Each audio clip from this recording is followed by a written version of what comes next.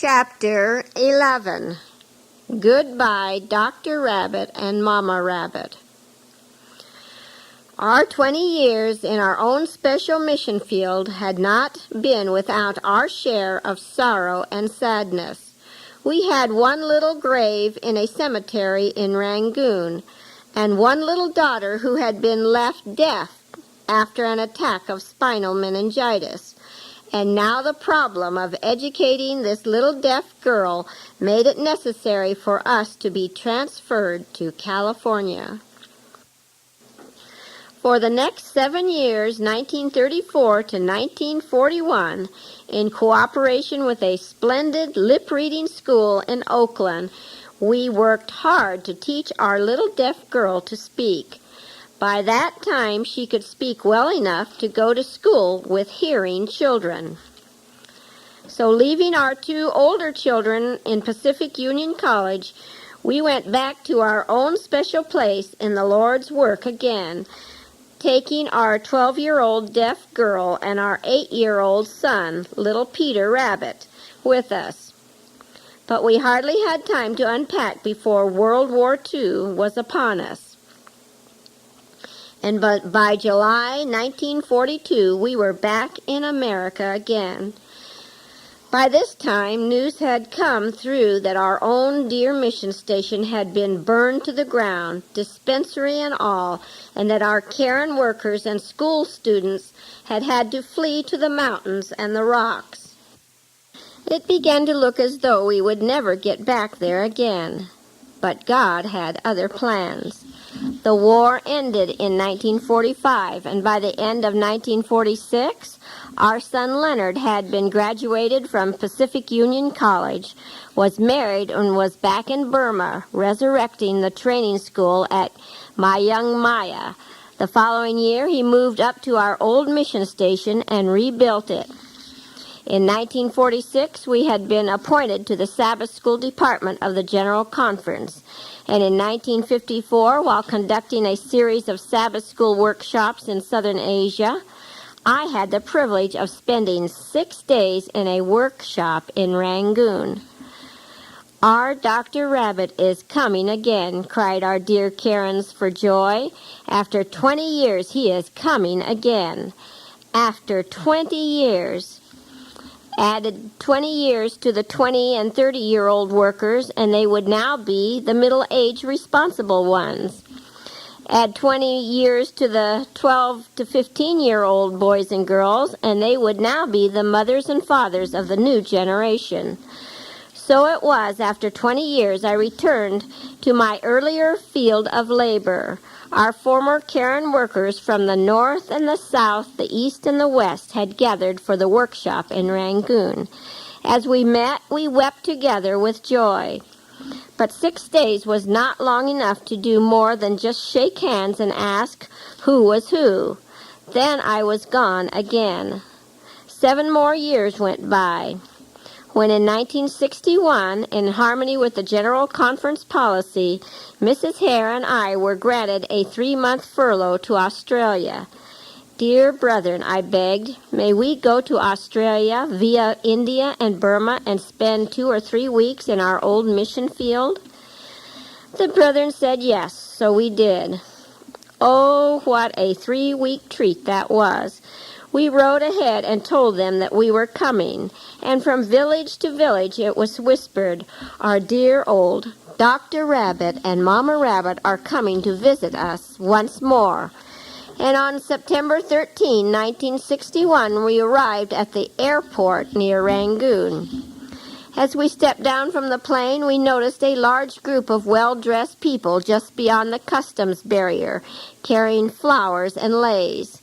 I said to Mama Hare, "There must be some VIP arriving by this plane also," and we looked around to see if we could make out some government official, some military general, or maybe some movie star.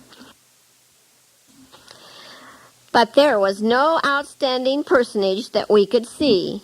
We walked a little nearer, and then we heard them shouting, "Our Dr. Rabbit and Mama Rabbit have come."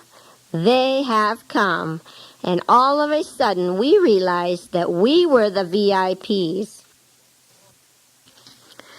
We could see at once that Cale Powell, one of our schoolboys, had grown up and was the head of the delegation.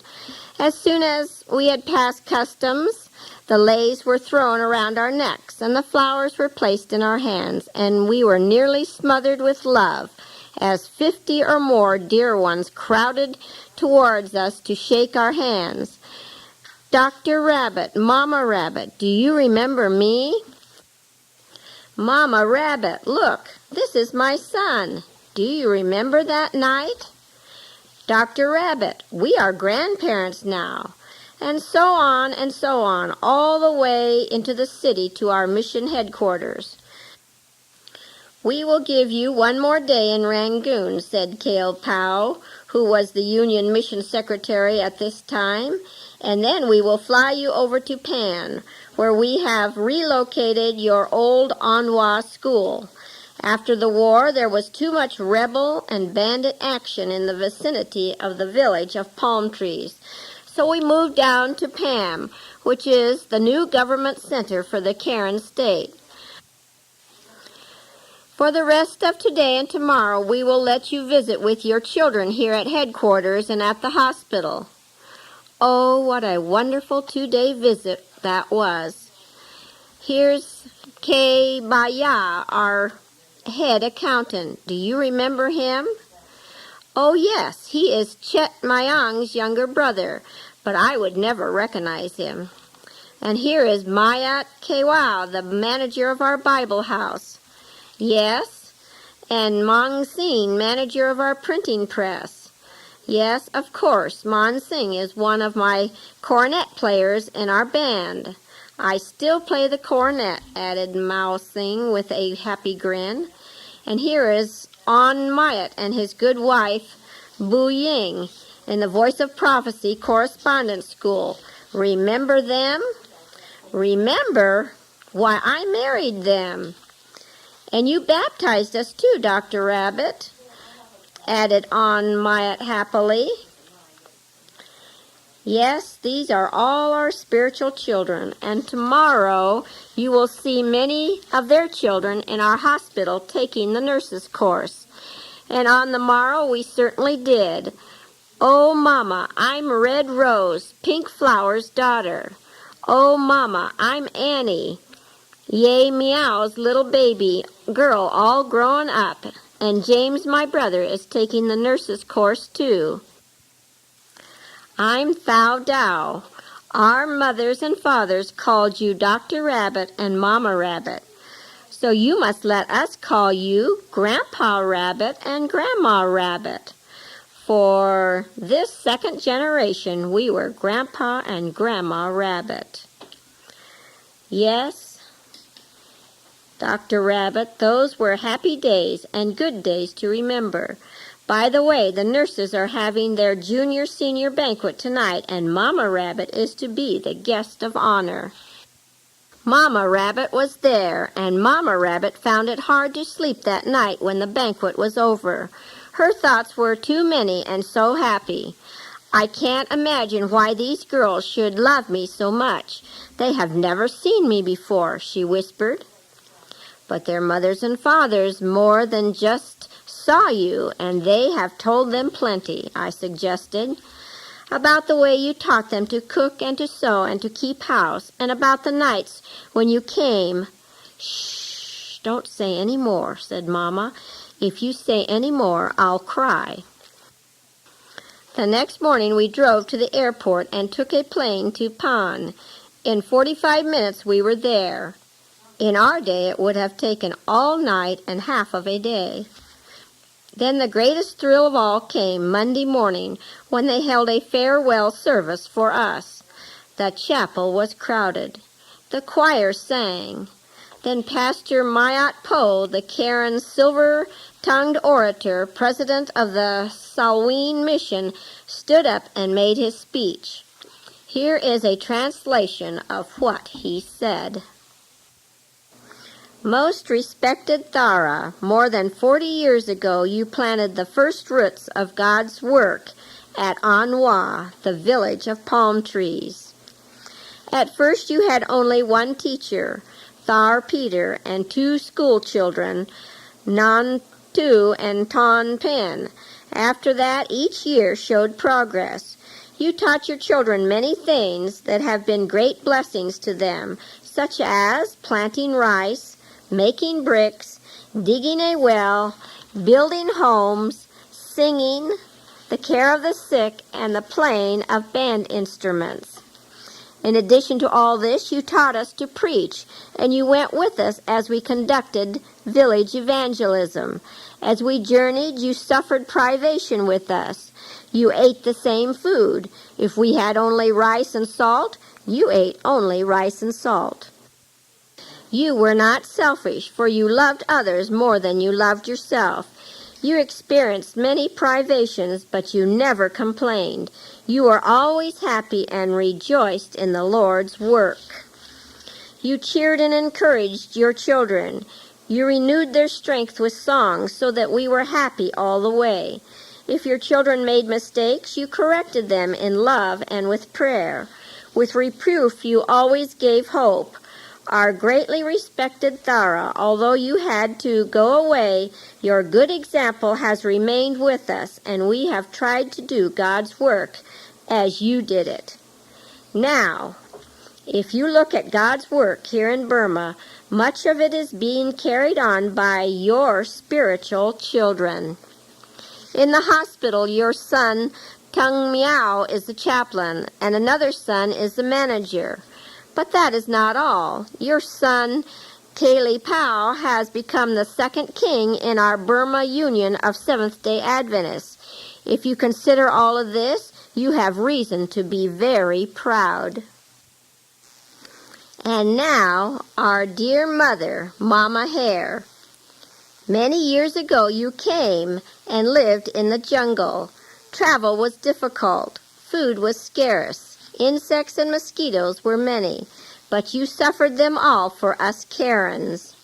You helped us in many ways, and you were always cheerful and kind to us. After you went away, your daughters never stopped talking about you. Some said, "When I was born, Mama looked after me like her own child." Others said, "Mama taught me to sew and to cook and to make bread." Ah, yes, they remember and speak of Mama and the many good things you did for them. Respected Thara and Mama, if we tried to recall all your goodness to us, it would never, never end. When you are old and retire, may you never forget us and your visit to us at this time, and we will never forget you. We thank God for this privilege of seeing you again. You have worked hard and faithfully among us, and when our dear Savior comes, you will surely hear the words, "Well done, good and faithful servants. You have been faithful over a few things. I will make you ruler over many things. Enter into the joy of thy Lord." And now, in closing, we say, may God bless you, Thara and Mama, in all of your journey, and may He lengthen your days. Amen. By the time Pastor Mayat Po's speech was over, Mama and I were in tears, and so was most of the congregation. When they indicated that they wanted us to speak, I felt helpless. I turned to Mama Rabbit and whispered, "You go first." She shook her head and said, "No, I can't. You go first." So I swallowed hard, blew my nose, wiped my eyes, then stood up, and with much difficulty said, "Children and grandchildren, in the Bible we read that God chose a special man for a special work and gave him a special name, Cyrus, 100 years or more before he was born. In time, that special man found his special place and did that special work for God. Even so, Mama Rabbit and I feel that God gave us a special name in order for us to do a special work for Him in a special place." The congregation murmured pleasantly, And I continued, The 20 years we spent with you have been the happiest years of our lives. We thank God for making this visit possible. But we are getting old. Our hair is turning white. We may never see you again on earth. But when we get to heaven, we are going to ask the Lord to let us live again in our own special place. And that special place will be with you, our Karen children and grandchildren. And as I sat down, Mama Rabbit murmured, "That's what I want to do, too." This is the end of the story of Dr. Rabbit.